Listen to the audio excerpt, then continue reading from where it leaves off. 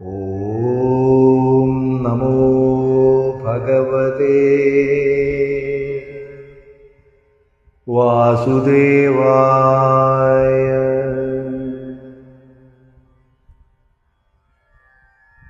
ശ്രീമദ് ഭഗവത്ഗീത അധ്യായം 18 മോക്ഷ സന്യാസ യോഗം.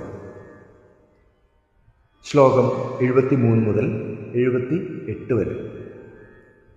ശ്ലോകം 73. അർജുന ഉവാച: നഷ്ടോ മോഹ സ്മൃതിർലബ്ധാ ത്വത്പ്രസാദാന്മയാച്യുത സ്ഥിതോസ്മി ഗതസന്ദേഹഃ കരിഷ്യേ വചനം തവ. അർജുനൻ പറഞ്ഞു: ഹേ അച്യുത, അങ്ങയുടെ അനുഗ്രഹത്താൽ എൻ്റെ മോഹം നീങ്ങി ഞാൻ ഓർമ്മ വീണ്ടെടുത്തിരിക്കുന്നു. ഞാനും മറ്റുള്ളവരും ജഡദേഹമല്ല, ആത്മാവാണ് എന്ന കാര്യത്തിൽ എൻ്റെ സംശയം നീങ്ങി. അങ്ങയുടെ ആജ്ഞ ഞാനിതാ അനുസരിക്കുന്നു. ശ്ലോകം 74. സഞ്ജയ ഉവാച: ഇത്യഹം വാസുദേവസ്യ പാർത്ഥസ്യ ച മഹാത്മനഃ സംവാദമിമശ്രൗഷം അദ്ഭുതം രോമഹർഷണം. സഞ്ജയൻ പറഞ്ഞു: ഇപ്രകാരം വാസുദേവൻ്റെയും അർജുനൻ്റെയും ആശ്ചര്യകരവും രോമാഞ്ചപ്രദവുമായ സംഭാഷണം ഞാൻ കേൾക്കുകയുണ്ടായി. ശ്ലോകം 75.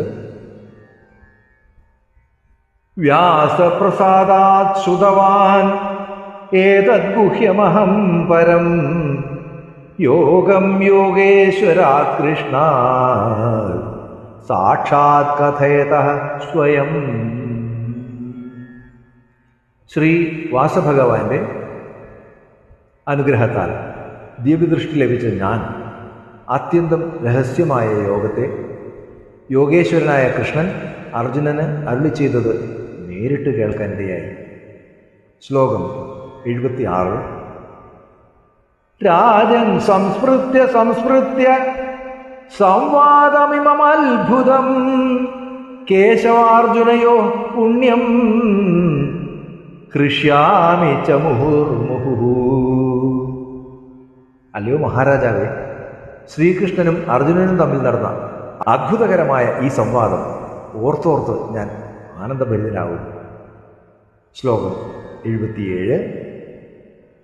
തച്ച സംസ്മൃത്യ രൂപമത്യദ്ഭുതം ഹരേഃ വിസ്മയോ മേ മഹാൻ രാജൻ ഹൃഷ്യാമി ച പുനഃ പുനഃ.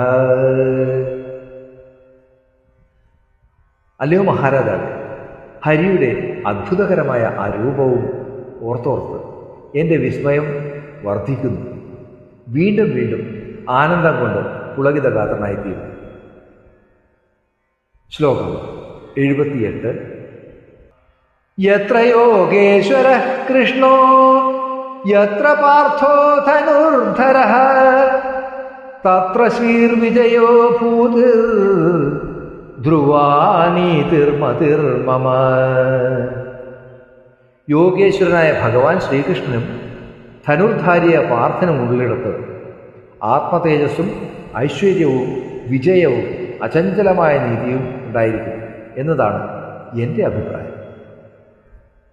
ഓം തത്സത്. ശ്രീമദ് ഭഗവത്ഗീതയിലെ 18-ാം അധ്യായം സമാപ്തം. ഹരി ഓം തത്സത്. ശ്രീകൃഷ്ണാർപ്പണമസ്തു.